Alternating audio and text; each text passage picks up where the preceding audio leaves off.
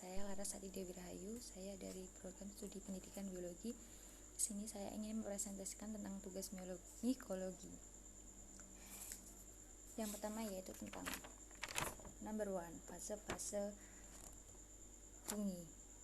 Untuk yang kedua yaitu number 2, tentang metabolisme fungi. Untuk yang number 3 yaitu reproduksi fungi. Lanjut ya. Tahukah kamu fungi itu apa? Fungi adalah tubuh buah yang tampak di permukaan media. Tumbuh dari sekelompok fungi Basidiomysota yang berbentuk seperti payung, terdiri dari bagian yang tegak, batang, dan bagian yang berdatar atau membulat. Untuk materi yang pertama yaitu tentang fase-fase pertumbuhan fungi, di mana fase-fase pertumbuhan fungi itu ada 6.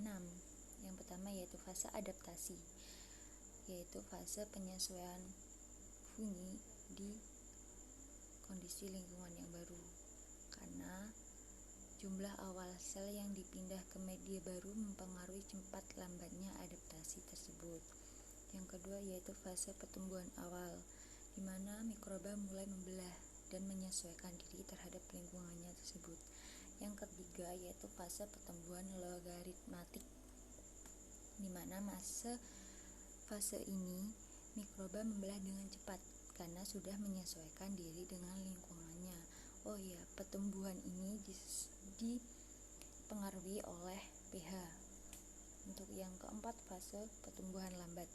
Kenapa fase pertumbuhan lambat? Karena pertumbuhan populasi mikroba diperlambat karena zat nutrisi sangat berkurang dan ada hasil metabolisme yang mungkin beracun atau dapat menghambat pertumbuhan mikroba. Makanya dinamakan fase pertumbuhan lambat. Yang kelima, fase pertumbuhan tetap, di mana fase pertumbuhan ini sel yang tumbuh sama dengan jumlah sel yang mati. Ukuran sel pada fase ini menjadi lebih kecil karena sel tepat membelah meskipun zat-zat nutrisi sudah habis. Untuk yang terakhir yaitu fase ke-6, fase menuju kematian dan fase kematian.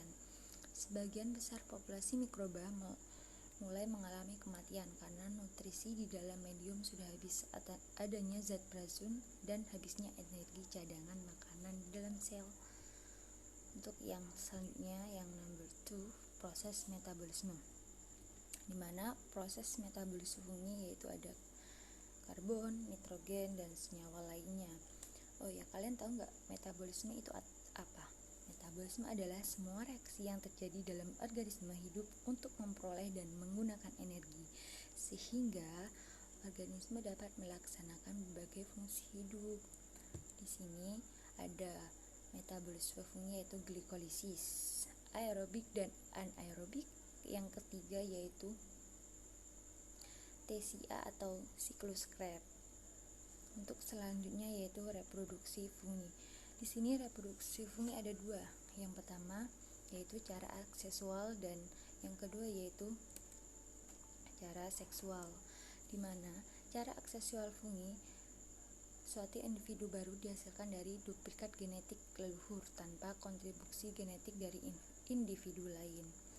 Oh iya, spora aksesual fungi itu ada 2, yaitu spora ngiospora adalah spora yang dihasilkan di dalam sporangium. Spora ini bersifat endogen karena dihasilkan dan disimpan dalam sporangium sampai matang dan siap untuk disebarkan. Di sini jamur yang berperan yaitu Stridiomisota dan Zygomysota. Terdapat 2 jenis utama, yaitu Zoospora motil dan Amplanspora non-motil.